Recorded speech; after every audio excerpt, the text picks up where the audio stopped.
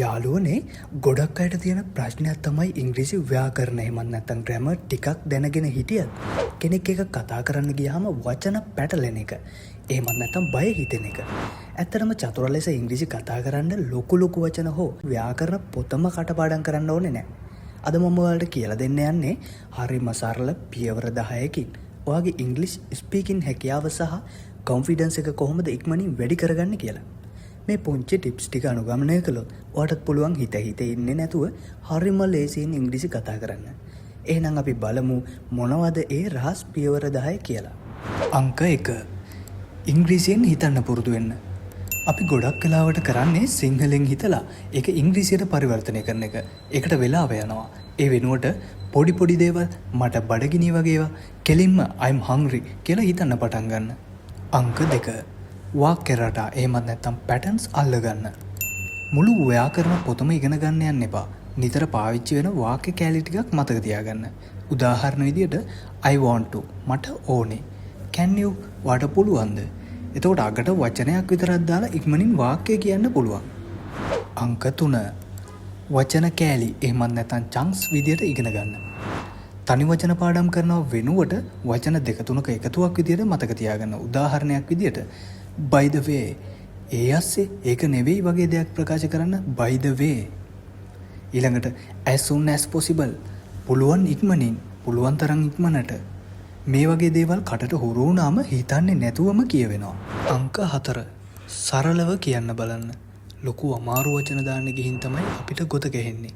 සරලව තේරෙන විදියට කෙටි වාක්‍ය වලින් අදහස කියන්න. චතුර වෙන්න ලොකු වචන ඕනම නැහැ. අංක 5. තනියම කතා කරන්න. ඔයා කරන වැඩේ ඉංග්‍රීසියෙන් විස්තර කරන්න. උදේට ලෑස්ති වෙන ගමන් now I am brushing my teeth. I am going to office.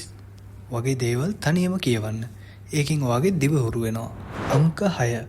කැඩපත ඉස්සරහා පුරුදු වෙන්න. දවසකට විනාඩි 5ක්වත් කන්නඩි ඉස්සරහා හිටගෙන තනියම මොකක් හරි මාතෘකාවක් ගැන කියවන්න. එතකොට තමන්ගේ බය නැති වෙලා self confidence එක වැඩි වෙනවා. අංක 7. fillers පාවිච්චි කරන්න. ඊළඟට කියන දේ මතක් වෙන්නේ නැති වුණාම actually well you know so වගේ වචන පාවිච්චි කරන්න. ඒකෙන් ඔයාට අමතර තප්පර දෙක තුනක් ලැබෙනවා.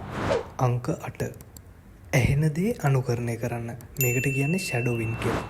ඉංග්‍රීසි වීඩියෝ එකක් බලන ගමන් ඒ කියන කෙනා ඒ කියන විදිහටම ඔයත් කියවන්න. එතකොට ඔයාගේ උච්චාරණයයි වේගයයි දෙකම හැදෙනවා. අංක 9. වැරදෙයි කියලා බය වෙන්න එපා. අපිට ඉංග්‍රීසි බැරි වෙන්නේ වැරදෙයි කියලා තියෙන බයට. වැරදුනට කමක් නැහැ. ටිකටම කතා කරන්න. කතා කරන්න තමයි වැරදි හැදෙන්නේ. අංක 10. ඉංග්‍රීසි කතා කරන්න ඉගෙන ගන්න කලින් ස්පීඩ් එක හදාගන්න යන්න එපා. වේගෙන් කතා කරන එක නෙවෙයි වැදගත්. පැහැදිලිව කතා කරන එකයි වැදගත් වෙන්නේ.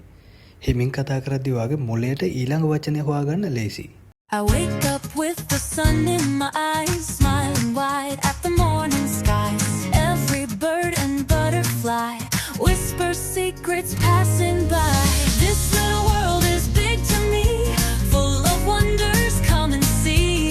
Hop and giggle, dance around, make believe on magic ground. Hey yo, let's explore new surprises at each door.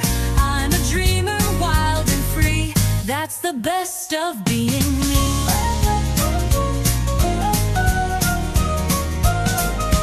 Chalky roads and paper hats, sharing jokes with friends and cats, building castles in the sand, holding stories in my hand. This little world is big to me, full of wonders, come and see. Hop and giggle, dance around, make believe on magic ground. Hey yo, let's explore new surprises at each door. I'm a dreamer, wild and free. That's the best of being me.